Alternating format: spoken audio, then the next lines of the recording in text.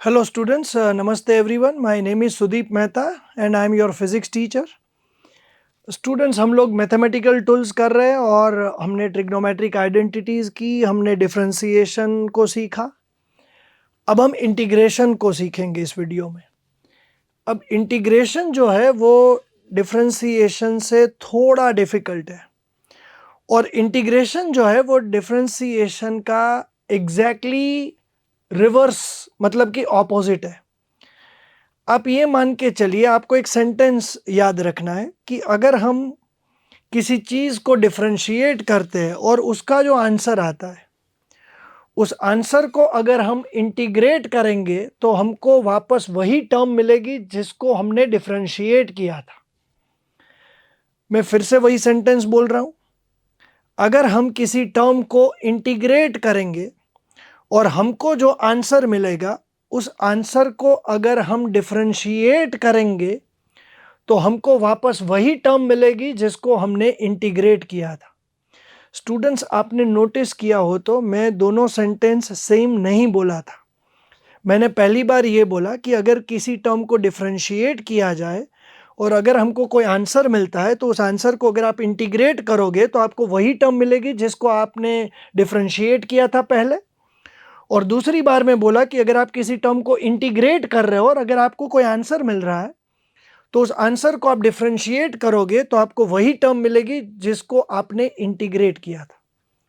तो ये सेंटेंस बहुत ही इंपॉर्टेंट है आपके लिए और आपको याद रखना है कि डिफरेंशिएशन और इंटीग्रेशन एक दूसरे के ऑपोजिट है। हालांकि इसको सॉल्व करने में इसका कोई यूज नहीं है, लेकिन आपको खाली मालूम होना चाहिए। डिफरेंशिएट करना मतलब किसी बड़ी चीज को छोटे छोटे पार्ट्स में डिवाइड करना और इंटीग्रेट करना मतलब छोटी छोटी चीज़ों को असेंबल करके कोई बड़ी चीज़ बनाना। तो as I said, they are opposite to each other. अब जैसे डिफरेंशिएशन के कुछ रूल्स थे उसी तरह से इंटीग्रेशन के भी रूल्स रहेंगे। स्टूडेंट्स, हम यहाँ पे मेक श्योर कर रहे हैं कि हमारे जो सभी वीडियो है वो 20 मिनट्स तक ही सीमित रहे ताकि आपका जो कंसंट्रेशन का जो स्पान है वो आप मेंटेन कर सको। फाइन, तो let us study some rules of integration. Okay, पहला रूल, ये इंटीग्रेशन का सिंबल है। This is symbol of integration. Integration of x raise to n dx। अब as a student first you should know that इसको कैसे बोला जाता है। इसको आप बोल सकते हो integrating x raise to n with respect to x। Okay, ऐसे आप बोल सकते हो। इसका आंसर रहेगा x raise to n plus 1 upon n plus 1 plus यहां पे आप किसी कांस्टेंट को ऐड कर सकते हो, जो मैं एक बार कर रहा हूं, आगे जाके मैं इसको नहीं ऐड करूंगा। अ कांस्टेंट के इसको इसलिए ऐड किया जाता है ताकि जैसा मैंने कहा कि अगर हम किसी टर्म को, हमने यहाँ पे x रेज टू n को इंटीग्रेट किया, इसको इंटीग्रेट करने से हमको जो आंसर मिलेगा उस आंसर को अगर हम डिफरेंशिएट करेंगे तो हमको वापस x रेज टू n मिलना चाहिए। अब डिफरेंशिएशन आप याद करें, कांस्टेंट का डेरिवेटिव मतलब डिफरेंशिएशन 0 होता है। तो यहाँ पे अगर हम किसी कांस्टेंट को ऐड कर देते, एक नहीं आप कई कांस्टेंट को ऐड कर दीजिए, तो उसका जो डिफरेंशिएशन होगा वो तो 0 होगा। तो आगे जाके मैं किसी भी इंटीग्रेशन में कांस्टेंट को ऐड नहीं करूंगा, अभी निकाल देता हूं। आपको ये मान के चलना है कि जो भी आंसर है उसके साथ आप किसी कांस्टेंट को ऐड कर सकते हो। लेकिन एज आई सेड कि मुझे इस स्टेज पे कांस्टेंट को यहाँ पे ऐड करके आपके ऊपर कोई एडिशनल लायबिलिटी नहीं डालनी है।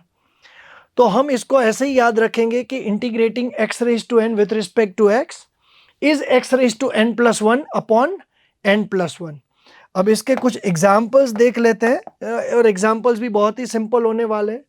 जैसे कि अगर मैं आपको बोलता हूं कि integration of x square dx, it will B, यहाँ पे ये जो 2 है वो n का रोल प्ले कर रहा है, तो it will be x raise to n plus 1 upon n plus 1, तो it is going to be x cube by 3।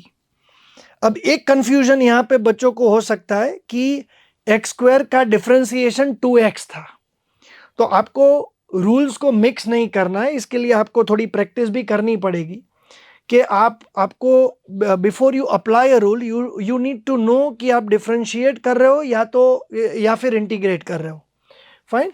So it will be x raise to n plus one upon n plus one.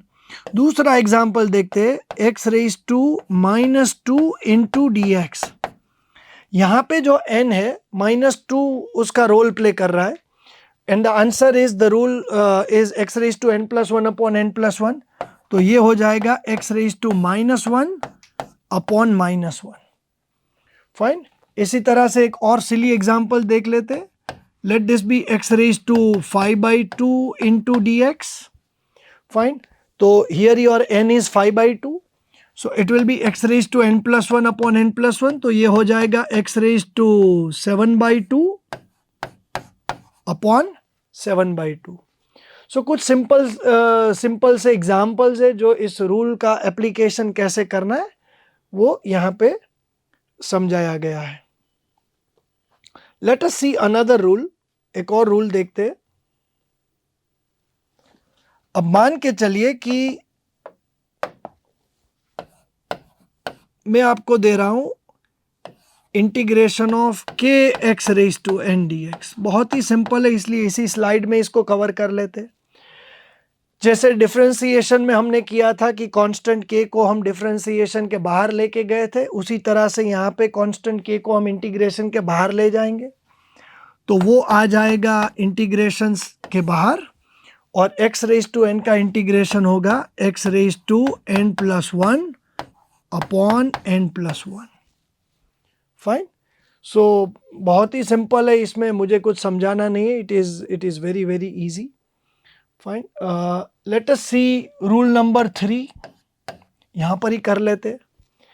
अगर मैं आपको देता हूँ integration of dx, integration of dx, तो इसका answer होगा x. Integration of dx is x. पहले इसको याद रख लेते हैं, या फिर याद बाद में रखेंगे, इसका लॉजिक समझ लेते हैं. पहले क्या है, अब अगर मैं आपसे पूछूं कि यहां पर क्या है, आप कह सकते हो कि सर वहां पे कुछ नहीं है. अब जहां पे कुछ नहीं है वहां पे मैं इसको 1 तो कंसिडर कर ही सकता हूं, उसमें तो कोई मुझे ना नहीं बोल सकता. तो एनीथिंग रेज टू 0 इज 1. तो I can write that 1 as x raise to 0 और dx तो उधर है ही. अब आप ये जो 0 देख रहे हो ये हमारा n हो गया. तो अगर हम रूल अप्लाई करेंगे x raise to n plus one upon n plus one, तो ये हो जाएगा x raise to 0 plus 1 upon 0 plus 1. So it will be x raise to 1 is x. सो ये हो गया integration of dx is x. तो एंड ऑफ द डे तो आपको याद ही रखना है, लॉजिक मैंने समझा दिया है, लेकिन थोड़ी प्रैक्टिस कर ले कि अगर मैं आपको इंटीग्रेशन ऑफ dt देता हूं तो वो t हो जाएगा. अगर मैं आपको इंटीग्रेशन ऑफ dy दे रहा हूं तो वो y हो जाएगा. अगर मैं आपको इंटीग्रेशन ऑफ d थीटा दे रहा हूं तो वो थीटा हो जाएगा. तो this is rule number 3 which is very simple. अब रूल नंबर 4 देखते हैं.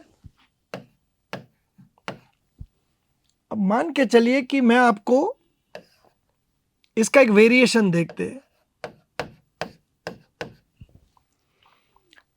Let there be integration of dx by x.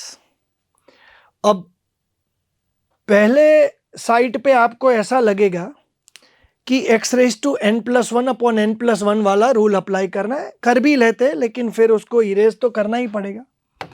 अगर कोई ये सोच रहा है कि इसको x रेज टू -1 dx लिख सकते हो आप, लेकिन यहाँ पे दिस -1 ये n का रोल प्ले कर रहा है, ऐसा अगर आप सोचते हो और रूल अप्लाई करते हो तो इसका आउटकम आएगा x raise to n plus 1 upon n plus 1. अब आप देखिए आपका जो डिनोमिनेटर है वो हो गया 0 और आपका जो आउटकम है वो हो गया अनडिफाइंड. तो यहाँ पे ये वाला रूल अप्लाई नहीं करना है स्टूडेंट्स। इसका जो आंसर है it is natural log of x. मैं फिर से एक बार आपको बोल रहा हूं कि इसके लॉजिक में आप मत पढ़िए, ये इंटीग्रेशन के फाइनल स्टेजेस में आप इसको समझेंगे। फाइन, सो आप इसको एज अ रूल ही याद रखिए। क्या नहीं अप्लाई करना था वो मैंने आपको बता दिया, और क्या अप्लाई करना है वो भी मैंने आपको यहाँ पे बता दिया। If you are given with integration of dx by x, the answer is natural log of x। आपको लगेगा ये नेचुरल लॉग क्या है, क्योंकि इस स्टेज पे काफी स्टूडेंट्स को लॉग के बारे में कुछ मालूम नहीं रहता है। लॉगरिदम, लॉग फाइंड करना मैथ्स में आता है। कुछ बोर्ड में वो लोग 9th-10th में सीख जाते हैं, और कुछ बोर्ड में कुछ स्टेट्स में ऐसा है कि बच्चों को 11th स्टैंडर्ड में लॉग क्या है वो मालूम नहीं होता है। लॉग 2 प्रकार के होते हैं, आपके मैथ्स टीचर आपको समझाएंगे। कहीं पे केमिस्ट्री में भी उसका यूज होता है, कई जगह पे। फिजिक्स में बहुत कम होता है, पर होता है। तो लॉग 2 प्रकार के होते हैं, एक लॉग टू द बेस 10 और एक लॉग टू द बेस ई। ई हमारा वो जो एक्सपोनेंट टर्म है वही है। लॉग टू द बेस 10 जो होता है उसको इसी तरह से रिप्रेजेंट किया जाता है। फाइन, जैसे कि कुछ भी आप टर्म ले लीजिए कि लॉग 70 टू द बेस 10, ये उसका बेस है, और इसको लॉग ही बोलते हैं। लेकिन जब it is log 70 to the base e, तो इसको लिखने का जो तरीका है वो है ln, विच मीन्स कि नेचुरल लॉग। तो ये log टू द बेस 10 है और ये log to the base e है, जिसको हम ln से रिप्रेजेंट करते हैं, और इसको नेचुरल लॉग बोलते हैं। तो ये इस स्टेज पे हमारे कुछ काम का नहीं है, तो इसको डिलीट कर देते हैं। तो integration of dx by x is natural log of x। Fine. Rule number 5, ये सबसे इंटरेस्टिंग रूल है। अगर मैं आपको बोलूं integrate y raise to n with respect to dx, मतलब कि एक टर्म को किसी और वेरिएबल के रिस्पेक्ट में आपको इंटीग्रेट करना हो। हमने ये डिफरेंशिएशन में किया है, किसी और के रिस्पेक्ट में डिफरेंशिएट करना, इसी तरह से ये किसी और के रिस्पेक्ट में इंटीग्रेट करना, इस तरह की बात हुई। इसका जो आंसर है, इसको कैसे सॉल्व करते हैं, तो सपोज मैं इसको y raise to n into जो dx है, इसको मैं ऊपर नीचे dy से मल्टीप्लाई कर रहा हूं। इसको सिंपल मल्टीप्लिकेशन ही आप मान के चलिए इस स्टेज पे। Excuse me. अब ये और ये दोनों टर्म्स, इसको आप क्लब कर सकते हो। तो this can be written as integrating y raise to n with respect to y, और ये दो आपके एडिशनल टर्म्स है जिसको आप dx by dy अलग से लिख सकते हो न्यूमरेटर में, लेकिन कॉमन प्रैक्टिस ये है कि it is written as dy by dx in the denominator. इसको dy by dx in the denominator लिखा जाता है। पहले इसको आप रूल की तरह समझ लीजिए, फिर इसके एग्जाम्पल्स है उसको हम डिस्कस करेंगे। Fine, so let us understand some rules. Okay, इसकी प्रैक्टिस यहाँ पे अगर आपको एक पैटर्न दिखेगी कि मान लीजिए integrating y raise to n with respect to x है, तो पहले तो आप इसको ऐसे ही, अब इसका इंटीग्रेशन क्या होगा, y raise to n plus 1 upon n plus 1, इसका इंटीग्रेशन ये हो गया। और आपको डिनोमिनेटर में y को with respect to x differentiate करके प्लेस करना है डिनोमिनेटर में। पहले स्टेज पे आपको रूल को याद रखना होगा, दूसरे स्टेज में आपको ये सीखना होगा कि इसको कैसे अप्लाई किया जाता है। तो इधर मैं पहले आपको रूल याद रखने में मैं आपकी मदद कर रहा हूं। मान लीजिए कि मैं आपको इस तरह का कोई क्वेश्चन देता हूं, integrating x raise to n with respect to t, तो इसका आंसर होगा x raise to n plus 1 upon n plus 1 divide by dx by dt। Fine. आप इसको कंपेयर करें, आप ऑब्जर्व करने की कोशिश करें कि मैं क्या कर रहा हूं। यहां पे y raise to n with respect to x था, हमने पहले उसको इंटीग्रेट कर दिया और फिर dy बाई dx परफॉर्म किया डिनोमिनेटर में। इसी तरह से x रेस टू n को पहले इंटीग्रेट कर दिया विथ रिस्पेक्ट टू x और फिर dx बाई dt परफॉर्म करके डिनोमिनेटर में रख दिया। फाइन।